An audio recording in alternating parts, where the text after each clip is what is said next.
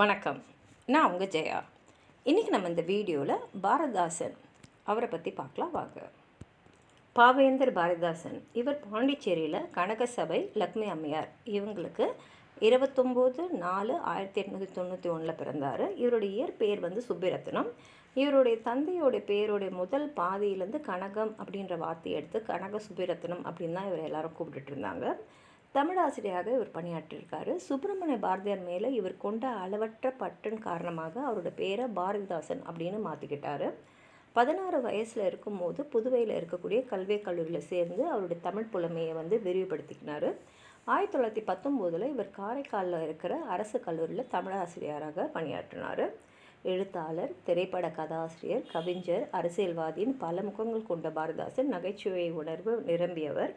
தொடக்க காலத்தில் அவர் கடவுள் பற்று இருந்தாலும் பின்னாடி திராவிட இயக்கத்தின் மேலே ஒரு ஈடுபாடு தந்தை பெரியார் முதலான பெரிய தலைவர்களோடலாம் இணைந்து பல்வேறு போராட்டங்களில் ஈடுபட்டு பல முறை சிறைக்கு சென்றார்.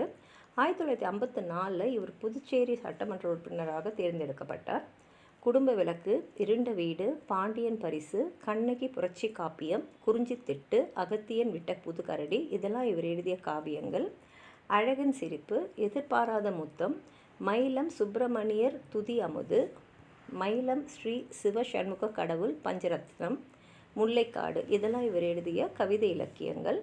பிசிராந்தையார், சத்திமுத்த புலவர், இரணியன் அல்லது இணையற்ற வீரன், சேர தாண்டுவம் இதெல்லாம் இவர் எழுதிய நாடகங்கள். 1000 தலைவாங்கி, அபூர்வ சிந்தாமணி, வளையாபதி இந்த திரைப்படங்களுக்கெல்லாம் இவர் திரைக்கதையும் உரையாடலும், சில படங்களுக்கு பாடலும் எழுதியிருக்காரு. திருக்குறளுக்கு உரை எழுதியிருக்காரு. கண்ணகி புரட்சி காப்பியம், மணிமேகலை வெண்பா இதெல்லாம் பழைய கதைகள். இதை புதுமையாக அவர் எழுதியிருக்காரு. தமிழ் இலக்கியம் பற்றி இவருடைய பாடல்களும் தமிழுக்கு செய்யப்படக்கூடிய கேடுகளை எதிர்த்து இவர் தாக்கி நிறைய பாடல்கள் எழுதியிருக்காரு. கைம்பெண் மறுமணம், குடும்ப கட்டுப்பாடு, சாதி கொடுமை, பெண் கல்வி, உழைப்பின் பெருமை இதை பற்றிலாம் அவரோட கவிதைகள் அவர் எழுதியிருக்காரு.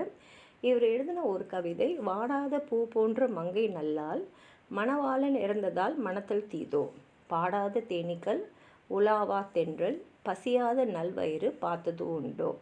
இது அவர் ஒரு கைம்பெண்ணுடைய துயரத்தை எடுத்து காட்டுற மாதிரி எழுதியிருக்காரு. இதோட விளக்கம் என்னென்னா, வாடாத மலர் போன்ற இளமை அப்புறம் அழகு இது இருக்கக்கூடிய பெண் தன் கணவன் இறந்த பிறகு அடுத்து திருமணம் செய்து கொள்வது தவறானது செயல் அல்ல, அது நியாயமானதே. ஏன்னா இயற்கையாக பார்த்திங்கன்னா தேனீக்கள்னால் அதுங்க ரிங்காரமிட்டு பாடிக்கிட்டு இருக்கோம். பாடாமல் ரிங்காரம் இடாத தேனீக்களை பார்க்க முடியாது. தென்றல் வீசிக்கிட்டு தான் இருக்கும், வீசாத தென்றல் பார்க்க முடியாது. வயிறுன்னு ஒன்று இருந்தால் பசிக்கும், பசிக்காத வயிறு இருக்கவே முடியாது. அதே போல் தான் ஒரு பெண்ணுக்கும் ஆசை அப்புறம் காதல் இதெல்லாம் ஒரு இயற்கையான ஒரு உணர்வு.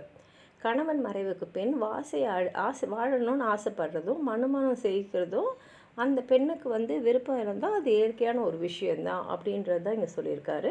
இதோட கருத்து என்னென்னா, ஆண் தன் மனைவி இறந்தால் உடனே மறுமணம் செய்து கொள்ளும் சமுதாயத்தில் பெண் மட்டும் மறுமணம் செய்கிறதுக்கு அனுமதிக்கிறது இல்லை, அது அநீதின்றது இவருடைய கருத்து.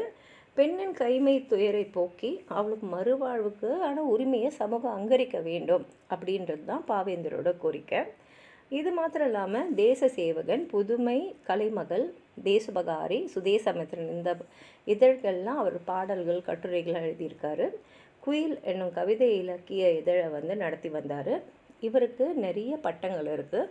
புரட்சி கவி, பாவேந்தர், புதுவை குயில், பகுத்தறிவு கவிஞர், தமிழ்நாட்டு ரசில் அப்படின்ற பேரெல்லாம் இவருக்கு இருக்குது. பாரதிதாசனுக்கு தந்தை பெரியார் புரட்சி கவிஞர் என்ற பட்டத்தையும், அண்ணா அறிஞர் அண்ணா புரட்சி கவின்ற பட்டத்தையும் வழங்கியிருக்காங்க. தமிழ்நாடு அரசு பாரதிதாசனோட நினைவை போற்ற வகையில் அவரோட பேரில் தமிழ் கவிஞருக்கு பாரதிதாசன் விருது அப்படின்னு ஒன்று வழங்கிட்டு வராங்க. இப்பேற்பட்ட பெருமையுடைய பாரதிதாசனை பற்றி உங்களுக்கு அதாவது சொல்லணும்னு நினச்சிங்கன்னா கீழே இருக்கிற கமெண்ட் பாக்ஸில் எழுதுங்க. இந்த வீடியோவை ஹைப் பண்ணுங்கள், அப்போ தான் நிறைய பேர் இந்த வீடியோவை பார்ப்பாங்க. இந்த வீடியோ லைக் பண்ணுங்கள், உங்கள் ஃப்ரெண்ட்ஸோடு ஷேர் பண்ணுங்கள். சப்ஸ்கிரைப் பண்ணாதவங்களாம் ப்ளீஸ் சப்ஸ்கிரைப் பண்ணி சப்போர்ட் பண்ணுங்கள். நன்றி.